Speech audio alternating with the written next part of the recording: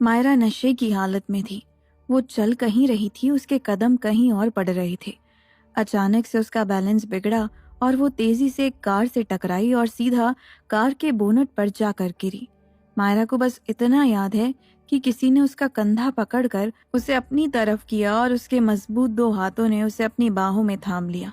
मायरा ने नजर उठाकर उसकी तरफ देखा और हकलाते हुए बोली, तुम राहुल? ये बोलकर अगले ही पल वो बेहोश हो गई। एक पल के लिए मायरा को ऐसी हालत में देखकर राहुल थोड़ा परेशान हो गया। उसे समझ नहीं आया कि मायरा नशे की हालत में यहाँ पर क्या कर रही है। असल में राहुल अपने डैड के ऑफिस से घर की तरफ जा रहा था। तभी अचानक से उसकी गाड़ी के सामने आकर एक लड़की टकराई। वो तो शुक्र था कि ये रेजिडेंशियल एरिया था, तो राहुल यहाँ पर गाड़ी थोड़ा सा स्लो चला रहा था।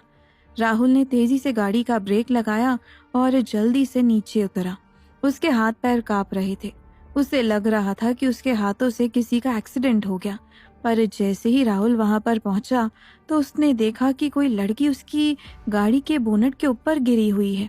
राहुल ने तेजी से जैसे ही उस लड़की को कंधे से पकड़कर अपनी तरफ घुमाया, वो मायरा को देखकर बहुत ही ज्यादा हैरान हो गया। उसने चारों तरफ उसके सिर और चेहरे को चेक किया कि कहीं पर चोट तो नहीं लगी है, पर शुक्र था कि मायरा को कोई चोट नहीं लगी थी। मायरा को देखते ही उसने अंदाजा लगा लिया था कि वो नशे की हालत में है, पर मायरा उसकी गाड़ी से टकरा जाएगी इसका उसने सपने में भी नहीं सोचा था। मायरा उसकी बाहों में बेहोश पड़ी हुई थी। राहुल उसे देखते हुए सोच रहा था कि मैंने इस लड़की को कितना गलत समझा। मुझे लगता था ये बहुत शरीफ है, पर ये तो नशे की हालत में इस तरह रोड पर खड़ी हुई थी। अब मुझे यकीन हो गया कि ये सही लड़की तो बिल्कुल भी नहीं है।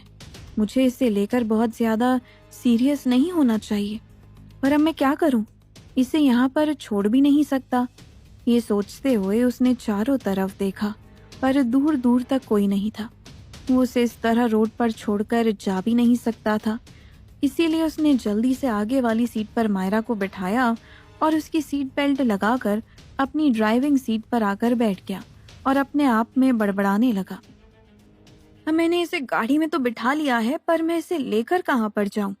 अगर मैं इसको इसके घर पर लेकर जाऊंगा तब वहां पर अंकल आंटी सोचेंगे कि मायरा को मैंने ड्रिंक पिलाकर ऐसा कर दिया है, और अगर मैं अपने घर पर लेकर जाता हूँ तो मैं भी फंसूंगा। लेकिन अगर मैं इसके घर पर इसे लेकर नहीं जाता तो वहां पर अंकल आंटी पूरी रात परेशान रहेंगे। अब मुझे क्या करना चाहिए? मुझे तो कुछ भी समझ में नहीं आ रहा है कि मैं क्या करूं। राहुल लगातार सोच रहा था, पर उसे कुछ भी समझ नहीं आ रहा था। उसने अभी तक गाड़ी को स्टार्ट भी नहीं किया था। तभी अचानक से उसे ध्यान आया कि क्यों ना मैं महेंद्र अंकल को फोन करके पूछूं कि क्या उन्हें मायरा के बारे में पता है कि वो इतनी रात को कहाँ पर आई थी। ये बोलते हुए राहुल ने जल्दी से महेंद्र को फोन मिलाया। 2-3 घंटी बजने पर ही महेंद्र ने फोन उठाते ही बोला, हेलो राहुल बेटा, कैसे हो तुम? उस दिन के बाद से तो ना तुम घर पर आए और ना ही तुमने फोन किया। कहाँ पर हो आजकल? महेंद्र की ये बात सुनकर राहुल को वो वाली बात याद आ गई जिस दिन मायरा घर से गायब हो गई थी और उसे ऑफिस से बाहर से कलिंगा ने उठा लिया था और राहुल मायरा के घर पहुंच गया था, तो उसे वहां पर मायरा नहीं मिली थी।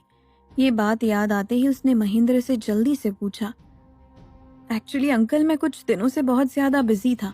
आपको तो पता है ना, मॉम डैड इंडिया से बाहर गए हुए हैं, तो फिलहाल मुझे ही डैड का काम यहाँ पर संभालना होता है। मैं तो आपसे पूछना ही भूल गया था, उस रात मायरा कहाँ चली गई थी? राहुल का सवाल सुनते ही महेंद्र ने झट से जवाब दिया, अरे बेटा मत पूछो, उस दिन हम सब लोगों से बहुत बड़ी गलतफहमी हो गई थी। असल में हुआ ये था कि मायरा को उस दिन किसी ने ऑफिस के बाहर से किडनैप कर लिया था।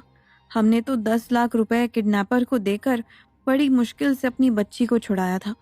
भगवान का शुक्र था कि वो सही सलामत लौटकर घर वापस आ गई थी। महेंद्र की बात सुनकर राहुल को बड़ा अफसोस हुआ। उसने कहा, ओह सॉरी अंकल, मैंने भी उस दिन मायरा को बहुत गलत समझा।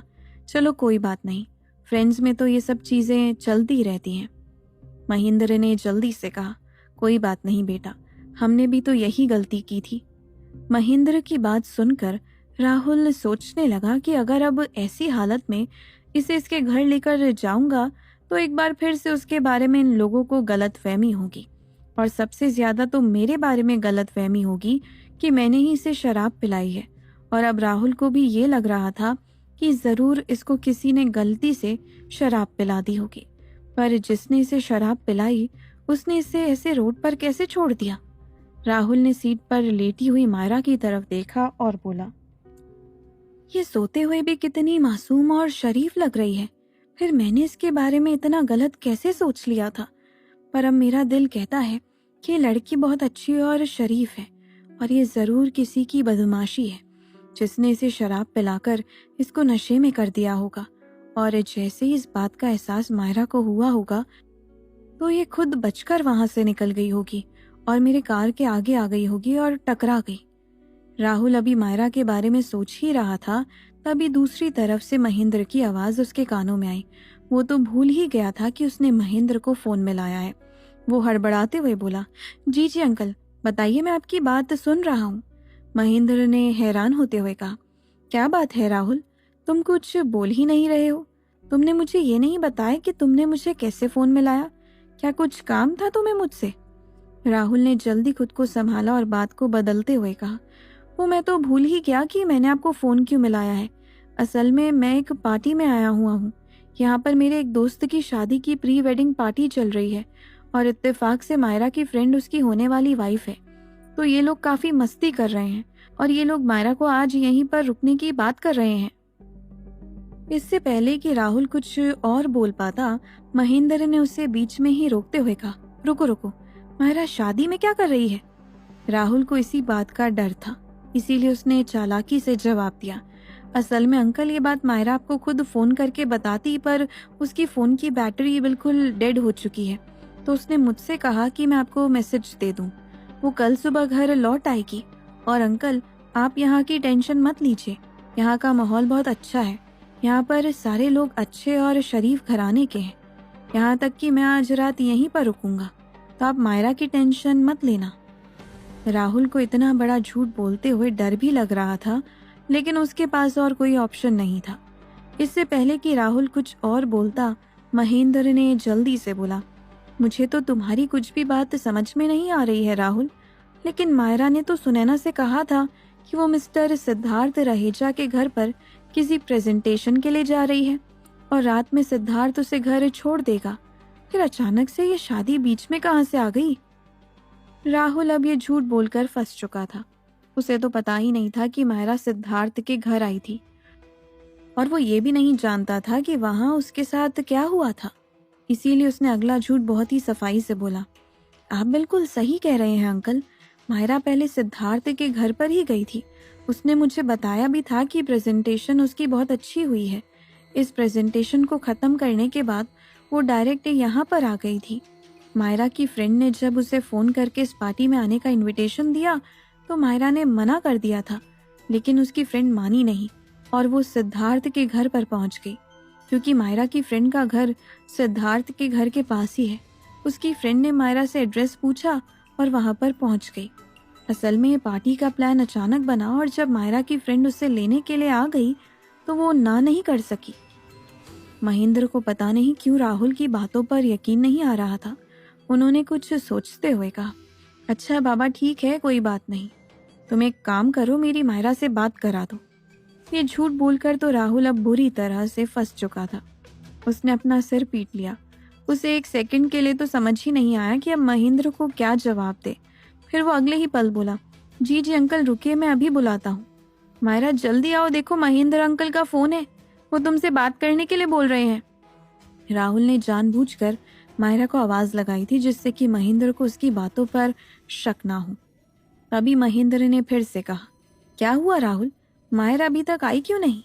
अरे अंकल, यहाँ पर बहुत सारे लड़के और लड़कियां हैं, सभी बहुत शोर कर रहे हैं, इसीलिए शायद मायरा को मेरी आवाज सुनाई नहीं दे रही है। महेंद्र ने झट से पूछा, पर राहुल मुझे तो कोई शोर शराबे की आवाज नहीं आ रही है, तुम कैसे ये बात बोल रहे हो? राहुल मन ही मन सोचने लगा कि महेंद्र अंकल भी पूरे जासूस हैं, एक के बाद एक सवाल पूछे जा रहे हैं। मुझे तो कहानी बनाने का मौका ही नहीं मिल पा रहा है। लेकिन अभी उसके पास ये सब बातें सोचने का जरा भी वक्त नहीं था। इसीलिए उसने जल्दी से कहा, असल में अंकल अंदर बहुत ज्यादा शोर शराबा हो रहा है। मैं तो आपसे पार्टी से बाहर निकलकर बात कर रहा हूँ, इसीलिए आपको म्यूजिक की आवाज नहीं आ रही है। ये बोलकर राहुल ने अपनी कार का म्यूजिक प्ले ऑन कर दिया और उसका साउंड भी बहुत तेज बढ़ा दिया, जिसकी वजह से गाड़ी में शोर होने लगा। तभी महेंद्र की आवाज उसके कानों में आई, राहुल राहुल, क्या तुम्हें मेरी आवाज आ रही है? म्यूजिक की आवाज बहुत तेज है, जिसकी वजह से मुझे तुम्हारी कोई भी बात समझ में नहीं आ रही है। उसका जाना जरूरी था, क्योंकि मैं मायरा की मॉम को भी बता दूंगा। तुम बस मायरा से ये बोलना कि वो कल सुबह घर वापस लौट आए। स्विमिंग पूल के राहुल तुम उसका ख्याल रखना। राहुल ने जल्दी से महेंद्र का फोन काट दिया और चैन की सांस लेते हुए बोला, थैंक गॉड महेंद्र अंकल ने मेरा पीछा छोड़ दिया, वरना वो तो पूरे डिटेक्टिव ही बन गए थे। अगर उन्हें जरा सा भी मुझ पर शक हो गया होता तो मैं कैसे अपने आप को बचाता। ये बोलते हुए उसने सीट बेल्ट पर लेटी हुई मायरा की तरफ देखा और मुस्कुराते हुए बोला, इन मैडम को देखो, ये दूसरों के दिलों में आग लगाकर कितने आराम से सो रही है। मैं तो बेकार में ही इसे गलत समझ रहा था। ये तो बहुत ही प्यारी और मासूम सी लड़की है, सोते हुए भी किस कदर हसीन लग रही है। ये कहकर राहुल मायरा को हसरत भरी नजरों से देखने लगा, पर वो क्या जानता था कि पीछे वाली सीट पर कार्तिक उसे ही घूर घूर कर देख रहा था। उसका बस चलता तो वो अभी उसका गला दबा देता। कार्तिक उसे खा जाने वाली नजरों से देखते हुए बोला, ए भगवान, मैं तो भूत हूँ, कम से कम मेरी रिक्वेस्ट तो आप सुन ही लो। अब तो मैं आपका लाइफ टाइम मेंबर बन चुका हूँ, तो आपको मेरी रिक्वेस्ट पहले सुननी चाहिए। आप क्यों मायरा को इस तरह के लोगों से नहीं बचाते हो? जिसको देखो वही उसके पीछे पड़ा हुआ है। इसे देखो कैसे बैठकर मायरा को घूर रहा है। ये नहीं कि चुपचाप होकर उसको उसके घर पर पहुंचा दे, लेकिन नहीं, ये क्यों पहुंचा देगा? ये हीरो बनेगा, बिल्कुल ब्रैड पीट की तरह, और इसे अपने घर लेकर जाएगा। मायरा को तो पूछो ही मत, इसको तो जहां मन होता है वहां आंख बंद करके हर किसी पर यकीन कर लेती है। अगर मैं इसके साथ नहीं हूं तो पता नहीं इसका क्या हो। बोलते हुए कार्तिक ने फिर से राहुल की तरफ देखा। वो अभी भी मायरा को ही देख रहा था। कार्तिक को अब और भी ज्यादा गुस्सा आने लगा। वो जोर से चिल्लाते हुए बोला, अरे चलेगा या फिर पूरी रात ऐसे ही गाड़ी में बैठकर मायरा को देखता रहेगा? मायरा की तो लड़कों में डिमांड खत्म ही नहीं हो रही।